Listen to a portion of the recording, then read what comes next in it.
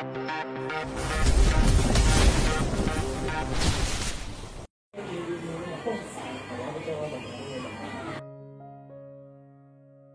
51. Penyesalan sang presidir dingin. Giselle melangkah keluar dari butik itu dengan hati bahagia.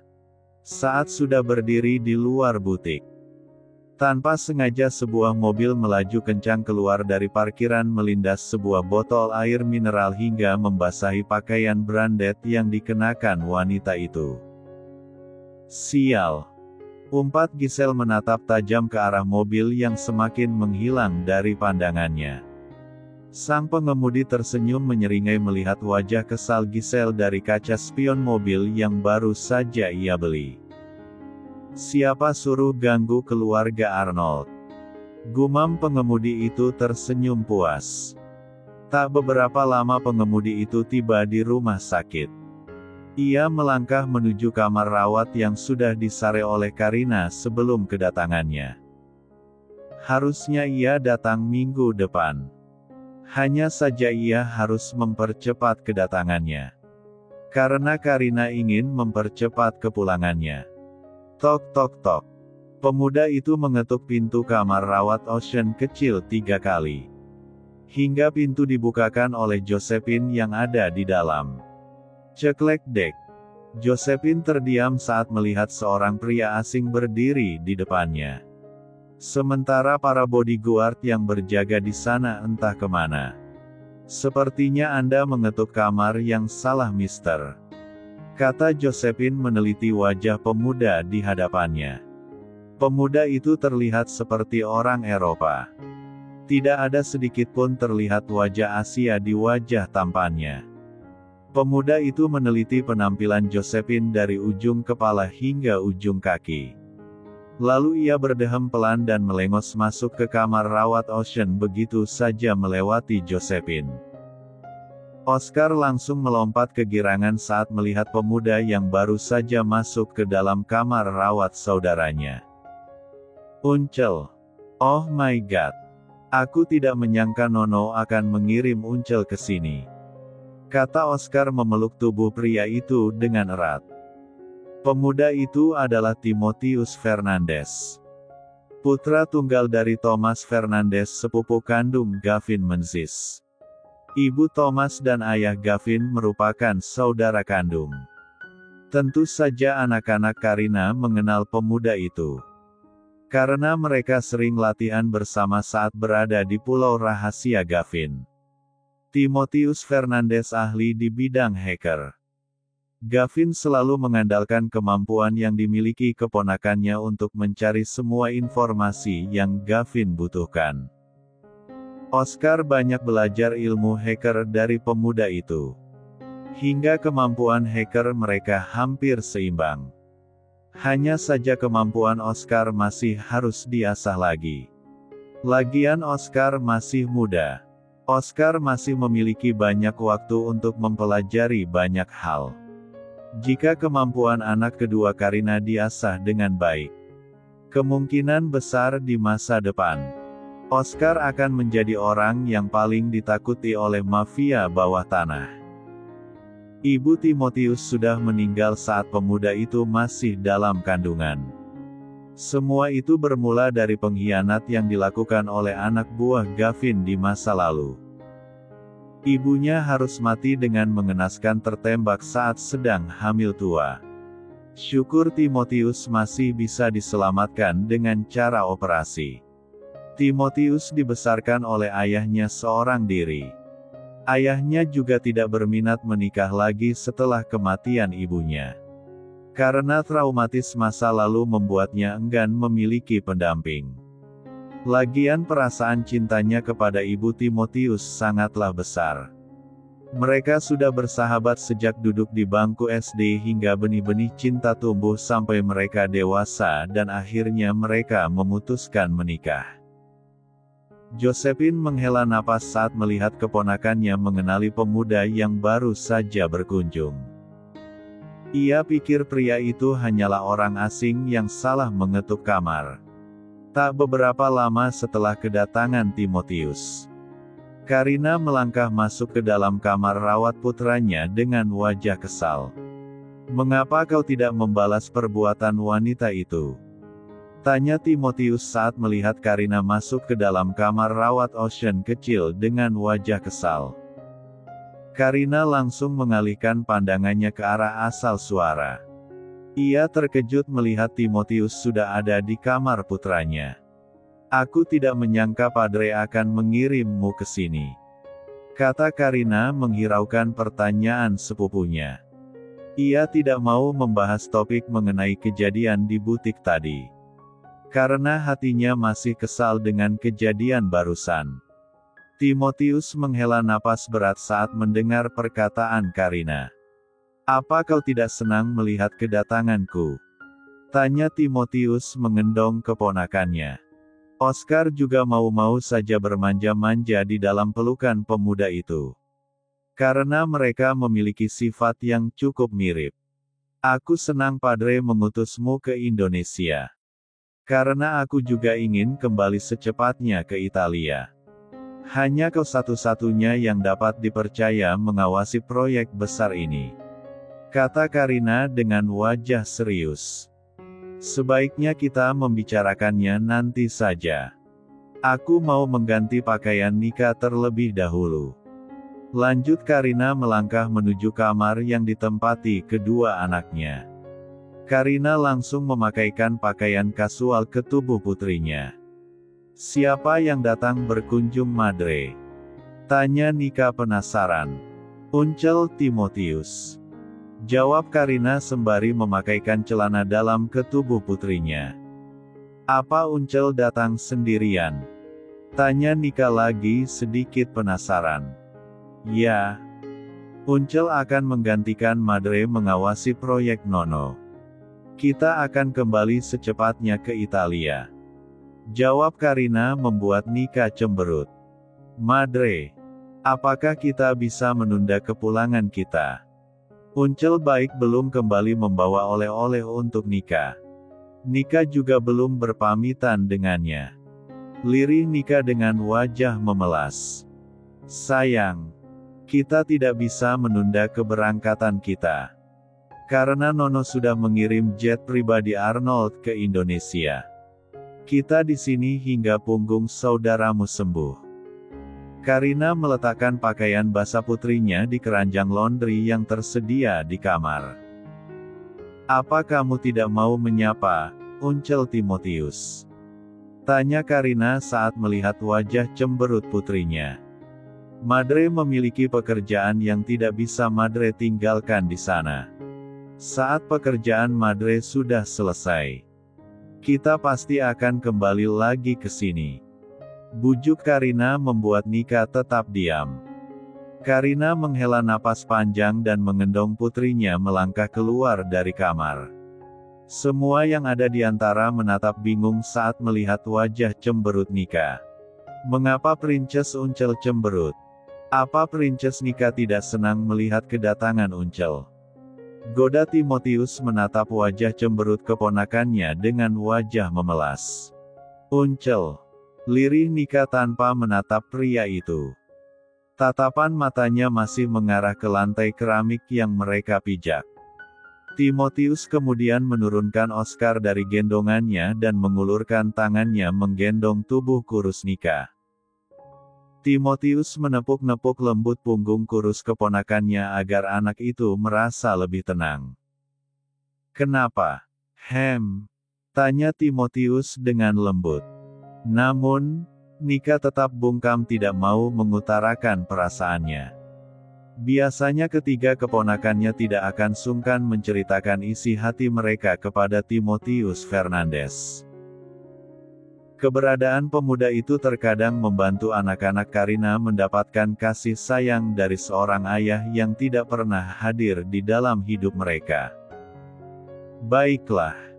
Uncel tidak akan bertanya lagi," timpal Timotius saat tidak mendapatkan jawaban dari keponakannya. Ia tahu Nika sedang tidak ingin berbicara apa-apa di depan ibunya.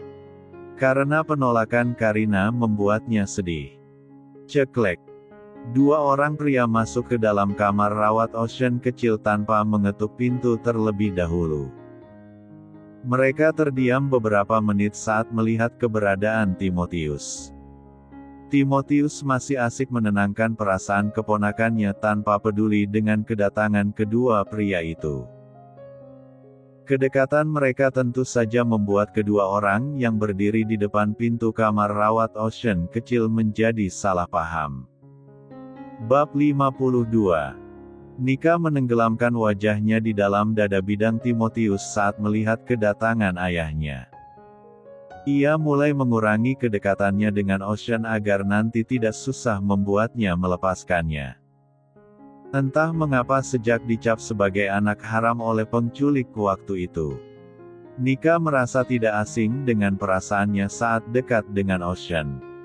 Ia merasa perasaan itu belum pernah ia rasakan saat dekat dengan orang-orang yang dikenalnya. Apalagi Nika pernah mendengar Paul menyapa Ocean dengan panggilan Tuan Muda Gultom. Membuat Nika menyadari satu hal. Sepertinya status Ocean bukanlah orang lain di dalam kehidupan mereka. Ocean tentu saja merasa sedih saat melihat kedekatan putrinya dengan Timotius. Karena Ocean pikir pria itu adalah suami mantan istrinya. Bisa dikatakan bahwa pria itu adalah ayah sambung anak-anaknya. Bisa dilihat dari kedekatan mereka. Mohon maaf mengganggu kebersamaan kalian. Aku hanya ingin mengunjungi Ocean, kata mantan suami Karina dengan suara pelan. Ia sudah menyelidiki nama ketiga anaknya. Ocean tidak ambil pusing meskipun mantan istrinya tidak menyematkan nama keluarganya di belakang nama anak-anaknya. Timotius mengabaikan kedatangan Ocean dan sibuk menenangkan keponakannya. Ia juga terlihat enggan menyapa pria itu. Karena belum menyadari keberadaannya. Jangan tanya apa Timotius mengenal Ocean sebagai mantan suami Karina. Karena jauh sebelum anak-anak Karina lahir, Timotius sudah mengetahui identitas dari mantan suami Karina. Jika ia mengetahui kedatangan pria itu, bisa saja Timotius membalas perilaku Ocean kepada sepupunya di masa lalu. Oscar yang masih dendam dengan ayahnya langsung melangkah mendekati Timotius dan mengajak pria itu bercanda di sofa ruangan tamu. Ia bertingkah seakan-akan Timotius merupakan pasangan yang cocok dengan ibunya. Ia juga berpura-pura memanggil Timotius dengan panggilan Dedi. Meskipun panggilan itu terdengar sedikit menggelikan di telinganya. Dad, apa kau tahu? Aku menghabisi para penculik itu dengan senjata yang selalu aku simpan di pinggangku. Tukas Oscar dengan antusias memanas-manasi ayah kandungnya. Ternyata hadiah ulang tahun darimu sangat bermanfaat untuk kami. Lanjut Oscar membuat Timotius bingung. Oscar memberikan isyarat kepada Timotius agar mengikuti rencananya. Timotius yang mengerti dengan isyarat keponakannya langsung mengangguk mengerti. Sementara Josephine tersenyum menyeringai saat melihat wajah sedih mantan suami sahabatnya. Apalagi senyuman licik di wajah Oscar. Lihatlah Ocean. Sekarang bukan lagi Karina yang menjadi penghalang terbesarmu kembali bersama anak-anakmu. Melainkan anak-anak sendiri yang akan menjadi penghalangmu untuk kembali bersama Karina. Gumam Josephine dalam hati tersenyum sinis menatap Ocean. Ocean kecil membuka kedua matanya saat merasa elusan lembut di kepalanya. Lagi-lagi ia bingung melihat keberadaan mantan suami ibunya. Hingga terbesit sebuah kecurigaan di dalam hatinya. Setiap kali mantan suami Karina menatap Ocean kecil, hanya tatapan rasa bersalah dan wajah sedih yang terlihat di raut wajahnya. Ocean kecil mengamati wajah mantan suami ibunya dengan detail. Ia menemukan persamaan di antara mereka.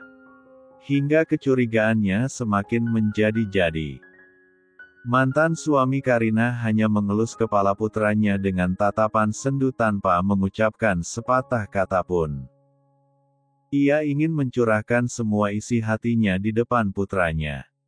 Namun, ia tidak bisa melakukannya. Madre, lapar. Lirih Ocean kecil dengan suara serak sehabis bangun tidur. Karina yang mendengar suara putranya langsung bergegas mendekati ranjang rawat Ocean kecil sembari membawa bubur yang dibawa Josephine tadi. Ia menghiraukan keberadaan mantan suaminya. Wujud mantan suaminya memang nyata. Tapi, keberadaannya seakan tidak dianggap di sana oleh semua orang. Charles yang melihat semua kondisi itu ikut prihatin dan iba melihat wajah sendu tuannya. Ia ingin menyeret pria itu keluar dari kamar rawat itu. Namun, ia tidak memiliki kuasa melakukannya. Padahal Ocean ingin cepat-cepat kembali ke Indonesia agar bisa bertemu dengan anak-anaknya dan bermain bersama meskipun hanya sebentar. Namun, kedatangan Timotius tentu saja menjadi sebuah kecanggungan bagi Ocean. Ocean tidak mungkin mengabaikan keberadaan ayah sambung anak-anaknya saat mendekati putra-putrinya. Ocean kemudian meletakkan oleh-oleh yang dibawanya di atas nakas. Aku membawa beberapa oleh-oleh untuk anak-anak.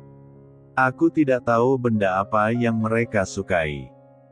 Jadi, aku membelikan beberapa barang secara random. Kata Ocean. Terima kasih.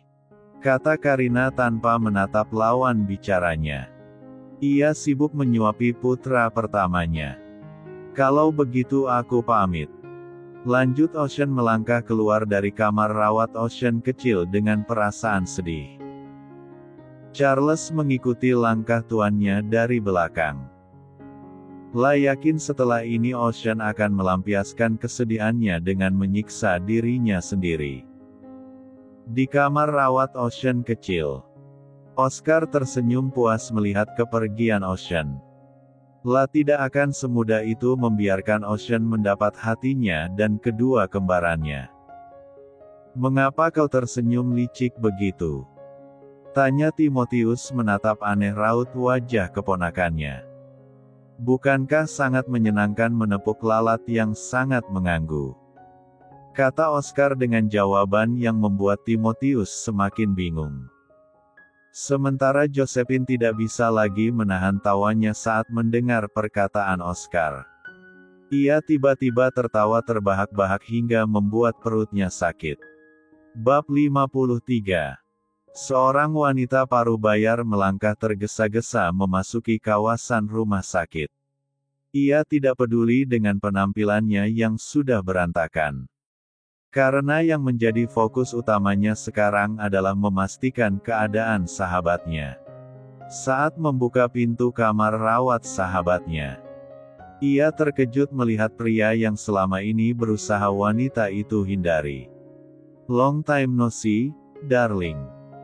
Ternyata kedatanganmu lebih cepat dari perkiraanku, kata pria itu tersenyum menyeringai menatap wajah berkeringat sekaligus terkejut wanita itu.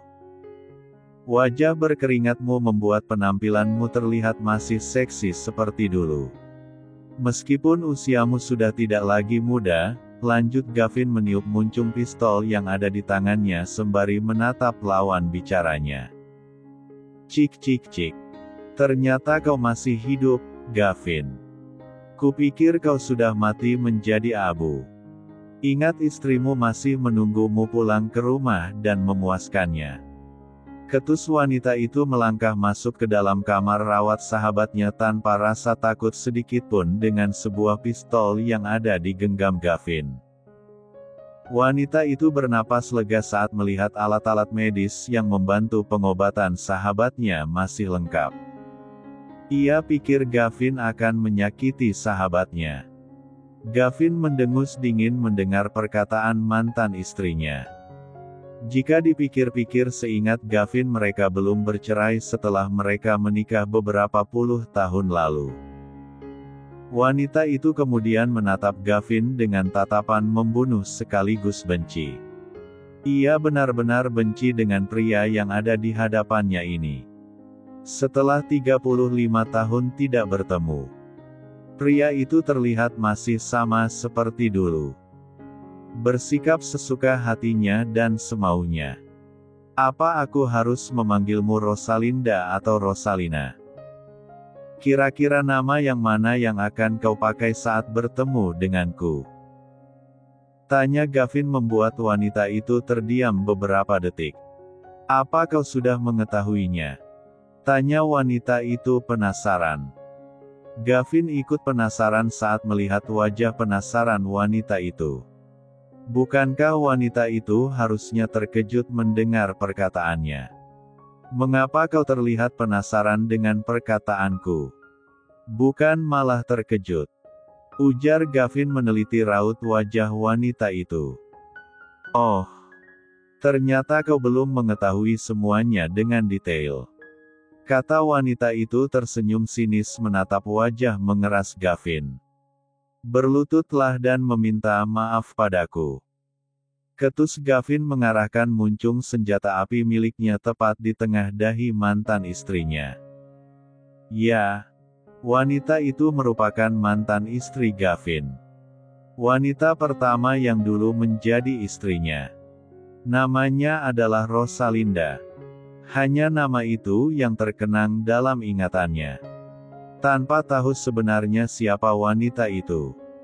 Apa kau sedang mengungkit nama Rosalinda di antara kita? Tanya wanita itu membuat Gavin bingung dengan pertanyaan wanita yang masih ia cap sebagai istrinya. Mengapa kau menanyakan namamu? Bukankah kau sudah mengetahui semuanya dengan jelas tanpa ku beritahu? Jawab Gavin membuat wanita itu tertawa sinis. Gavin, kau ternyata masih bodoh seperti dulu. Ejek wanita itu membuat wajah Gavin berubah merah padam menahan amarahnya. Namun, tak beberapa lama Gavin tersenyum menyeringai menatap wanita itu dan berkata, "Aku tidak sebodoh dulu Lina." Dek. Wanita itu terkejut mendengar perkataan Gavin. Tanpa wanita itu sadari, asisten Gavin tiba-tiba membekap mulutnya menggunakan sapu tangan yang sudah dicampur obat bius dari belakang. Wanita itu menatap Gavin penuh kebencian sebelum terjatuh pingsan. Kita bawa mereka ke pulau rahasia. Lakukan tanpa sepengetahuan putriku. Bersihkan kamar ini tanpa meninggalkan jejak apapun. Perintah Gavin menatap wajah terpejam wanitanya. Ya, ia akan mencap wanita itu sebagai wanitanya. Karena mereka belum bercerai. Aku tidak akan pernah melepaskanmu lagi. Gumam Gavin mengendong wanita itu ala bridal style. Banyak pasangan mata yang menatap curiga ke arah Gavin. Namun, mereka tidak bisa melakukan apa-apa saat melihat beberapa bodyguard berpakaian hitam sembari memegang senjata api laras panjang mengawal langkah pria itu dari depan maupun belakang. Beberapa dokter yang merawat Clarence juga bingung saat melihat berangkar wanita itu didorong keluar dari rumah sakit. Namun, mereka tidak bisa melakukan apa-apa. Karena semua anak buah Gavin menggunakan senjata api. Sebuah mobil Alphard warna hitam dan mobil ambulans sudah stay di depan menunggu mereka. Berangkar Clarence dimasukkan ke dalam ambulans. Sementara Gavin menggendong Lina masuk ke dalam mobil Alphard yang dikemudikan oleh anak buahnya. Kedua mobil itu melaju menuju bandara terdekat.